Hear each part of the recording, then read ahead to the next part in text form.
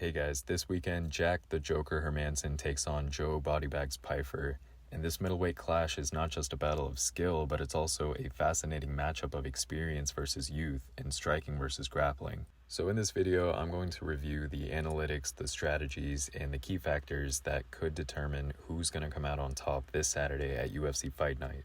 First, let me tell you guys a little bit about both of these fighters. Jack Hermansson is from Sweden, but he fights out of Norway. He's a middleweight fighter known as the Joker. He has a record of 23 wins and 8 losses. He's been around the division and he's fought some of the toughest names. He stands at 6 feet 1 inch tall and he has a reach of 77 inches, which is pretty good for keeping his opponents at a distance. Hermansson's fighting style is a combination of striking, punching and kicking, and grappling, wrestling, and submissions. He lands about 5.13 significant strikes per minute, showing he's not afraid to exchange blows. However, he also gets hit about 3.7 times per minute, which suggests he's willing to take a punch to give one back. On the ground, Hermansson averages about 1.6 takedowns every 15 minutes, but it's his ability to defend against takedowns, succeeding 75% of the time, that makes him very tough to control. Now, on the other hand, you have Joe Pyfer, who is the new kid on the UFC block, but he's quickly made a name for himself. He has a record of 12 wins and only 2 losses. So he's slightly taller than Hermansson at 6 feet 2 inches tall, but he actually has a shorter reach at 75 inches. And despite being newer to the UFC, Pyfer's stats are impressive overall, especially on the ground. Now, Pyfer lands fewer punches per minute than Hermansson, with 3.6 significant strikes, but he's more efficient in avoiding getting hit, absorbing only 2.3 strikes per minute. Where Pyfer truly shines is his grappling. He averages nearly 3 takedowns every 15 minutes, with an incredible success rate of 83%. Plus, he's always hunting for submissions, averaging 1.8 attempts every 15 minutes, highlighting his aggressive approach on the ground.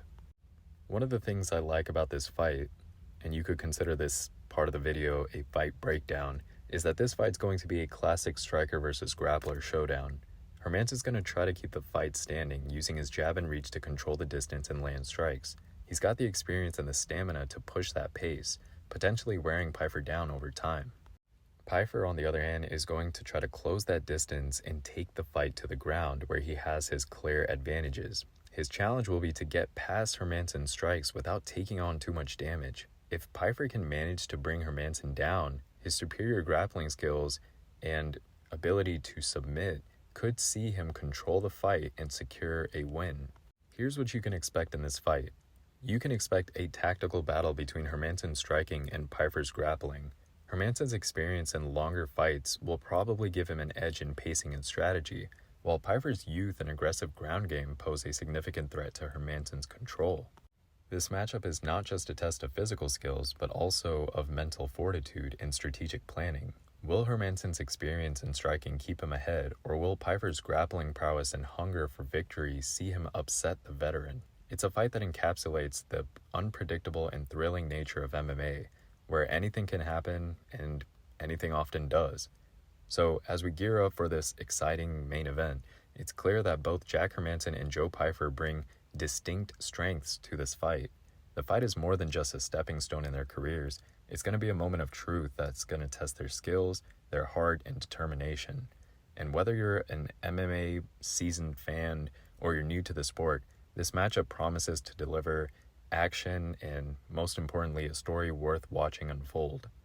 I love breaking down fights statistically and running fights and fighters through prediction models, so if you like this kind of stuff, please feel free to like and subscribe. I really appreciate your guys' support. Thank you guys for watching, and we'll talk after the fight.